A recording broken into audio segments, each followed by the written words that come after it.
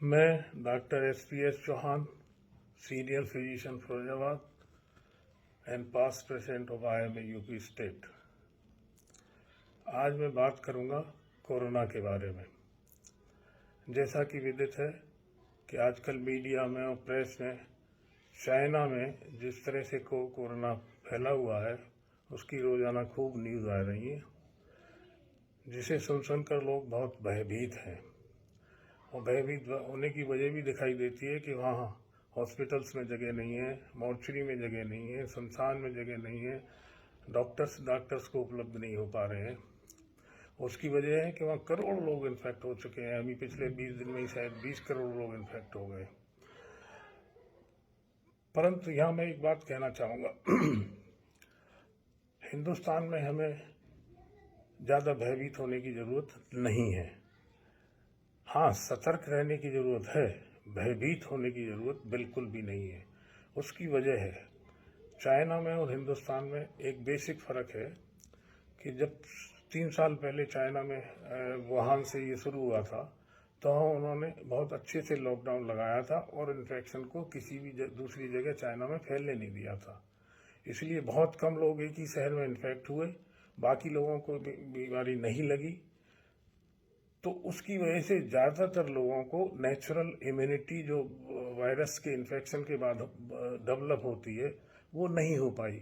तो ज़्यादातर लोग इम्यून नहीं थे इस बीमारी के अगेंस्ट। वहीं यहाँ हिंदुस्तान में पहली वेव, दूसरी वेव और तीसरी वेव में मिला के करीब मैं समझता हूँ 70-80% से ज़्यादा लोग इन्फेक्ट हो गए, खासतौर से तीसरी वेव में। और उस इन्फेक्शन की वजह से हम लोगों में एक नेचुरल इम्यूनिटी डेवलप हो गई है, कुदरती जो इम्यूनिटी डेवलप होती है उसके अगेंस्ट में। तो एक तो इसकी वजह से भी हमारी इम्यूनिटी चाइना के मुकाबले इस बीमारी के लिए बहुत अच्छी है। दूसरा, वैक्सीन्स। चाइना की वैक्सीन ऐसा पाया गया है, चाइना की वैक्सीन कंपैरेटिवली बहुत कम इफेक्टिव है इस बीमारी के अगेंस्ट, जबकि हमारे यहाँ जो वैक्सीन यूज हुई थी, कोवैक्सीन और कोविशील्ड, वो बहुत ज़्यादा इफेक्टिव है। इंटरनेशनली ये पाया गया है। तो इन दो वजह से हमारे यहाँ और चाइना में बहुत फर्क है। जैसा कि विदित है कि जो पहली वेव आई थी हिंदुस्तान में उसमें लोग बहुत भयभीत थे, काफ़ी लोग इन्फेक्ट भी हुए और कुछ लोगों की मौतें भी हुई, परंतु फिर भी बहुत ज़्यादा नहीं फैला था। वो पहली वेव में बहुत ज़्यादा सीरियस नहीं हुए थे लोग और वो वेव निकल गई। परंतु दूसरी वेव में जब ये अपना नेचर बदल के आया वायरस, डेल्टा वेव आई, तो वो बहुत भयावह स्थिति हमारे हिंदुस्तान में भी पैदा हुई थी। इसमें काफ़ी लोगों की जानें गई, ICU में जगह नहीं मिली, डॉक्टर्स नहीं मिल पाए लोगों को, दवाइयाँ नहीं मिल पाई, रेमडेसिविर की कमी हो गई और दवाइयों की कमी हो गई। और उस समय काफ़ी कठिन परिस्थिति रही अपने देश में और काफ़ी लोग हमसे बिछड़ गए। पर धीरे धीरे वो वेव भी निकल गई। पर तीसरे साल जब थर्ड वेव शुरू हुई ओमिक्रॉन की, तो ओमिक्रॉन पहले से ज़्यादा इन्फेक्टिव जरूर था पर उसकी विरुलिटी कम थी, मतलब वो ज़्यादा सीरियस मरीज नहीं हो रहे थे उसमें। ओमिक्रॉन में ज़्यादातर लोग बिल्कुल जैसे नॉर्मल फ्लू की तरह निकल गए। कुछ लोगों को सिम्टम्स नहीं हुए, कुछ लोगों को सिम्टम्स हुए तो 2-4 दिन खांसी जुकाम हल्के बुखार में निकल गए, जैसे कि नॉर्मल कॉमन कोल्ड में हर साल होता है। और ज़्यादा इन्फेक्टिव होने की वजह से मैं समझता हूँ देश में 70-80% लोग उससे एसिम्प्टोमेटिकली और सिम्प्टोमेटिकली इन्फेक्ट हो गए थे और उससे सभी लोगों में हमारे यहाँ नेचुरल इम्यूनिटी डेवलप हो गई। दूसरा, हमारी सरकार ने वैक्सीनेशन पे भी बहुत जोर दिया और फर्स्ट और सेकंड डोज ऑफ वैक्सीनेशन करीब काफ़ी लोगों को 80-90% लोगों को दोनों डोज वैक्सीन की लग गई। उससे भी हमारी इम्यूनिटी बहुत इम्प्रूव करी और हमारे यहाँ बूस्टर डोज भी काफ़ी लोगों को लग गई, 40-50% को शायद लग गई है बूस्टर डोज भी। तो इन सब बातों से हमारे देश में इम्यूनिटी बहुत अच्छी हो गई इस बीमारी के अगेंस्ट। और जैसी कि रिपोर्ट्स हैं, ये जो फोर्थ वेव अब शुरू हो गई है चाइना में और जो अब यूरोप से होते हुए हमारे देश में भी कुछ केसेस स्पोरेडिक अभी केसेस आए हैं, पर उम्मीद करते हैं कि जनवरी माह में ये केसेस ज़्यादा होंगे, क्योंकि ये फोर्थ वेव थर्ड वेव से भी ज़्यादा इन्फेक्टिव है, बहुत जल्दी से फैलती है। ऐसे से एक अगर कोई मरीज हो जाएगा तो वो 18-20 लोगों को ये बीमारी फैला सकता है। तो ये और तेजी से फैलने वाली है, परंतु इसकी विरिलिटी पहले से कम है। जैसे ओमिक्रॉन वेव या थर्ड वेव थी जिसमें लोग ज़्यादा सीरियस बीमार नहीं हुए, एडमिशन्स की ज़रूरत नहीं पड़ी, हॉस्पिटल जाने की ज़रूरत नहीं पड़ी और आईसीयू में भर्ती होने की ज़रूरत नहीं पड़ी ज़्यादातर लोगों को। तो अभी तक की रिपोर्ट के हिसाब से इस वेव में भी ऐसा ही होने वाला है कि इन्फेक्टिव तो ज़्यादा होंगे पर उससे आप सीरियस बीमारी नहीं होगी, हॉस्पिटलाइज होने की ज़रूरत नहीं होगी।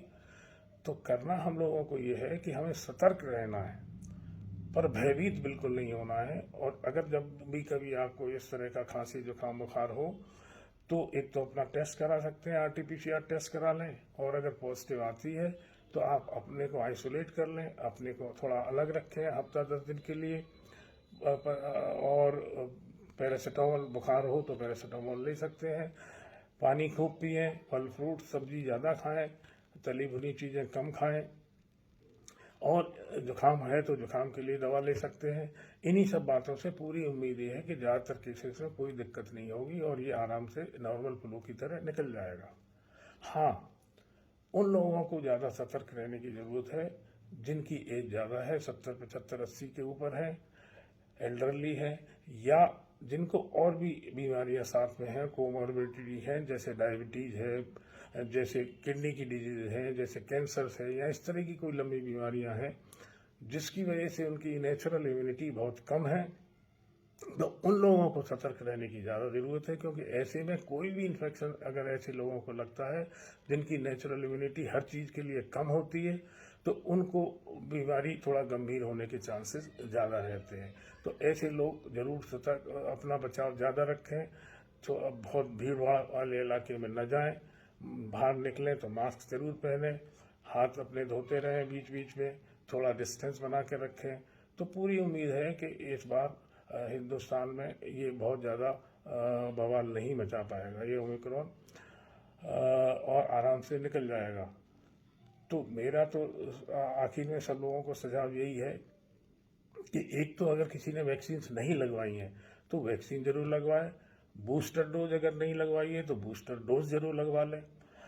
तो उससे प्रोटेक्शन बहुत अच्छा रहेगा। जिसने भी अभी तक बूस्टर डोज नहीं लगवाई है वो बूस्टर डोज जरूर लगवा ले, और पानी वानी खूब पीते रहें, और जो कोविड अप्रोप्रिएट बिहेवियर है उनको फॉलो करें, मास्क लगाएं, बहुत भीड़ वाले इलाके से अगर बच सकते हैं तो बचें, बाहर ट्रैवल करने से अगर बच सकते हैं तो बचें, और अगर होता है तो अपना टेस्ट कराएं, पॉजिटिव है तो आइसोलेट हों, पानी पिए, टेम्परेचर देखते रहें, ऑक्सीजन देखते रहें, और अगर ज़्यादा परेशानी ना हो तो वो 5-6 दिन में निकल जाएगा। कोई भी तकलीफ बढ़े तो अपने डॉक्टर से कंसल्ट करें। पर मेरा पूरा ख्याल यही है कि ये इस बार ज़्यादा गंभीर रूप अख्तियार नहीं करेगा और लोग बिल्कुल भयभीत ना हो। आज मेरा आपसे बातचीत करने का पर्पज ही ये था कि सतर्क जरूर रहें, भयभीत ना हो, और वैक्सीन अगर बूस्टर डोज नहीं लगवाई है तो ज़रूर लगवाएं और कोविड अप्रोप्रिएट बिहेवियर फॉलो करें। धन्यवाद।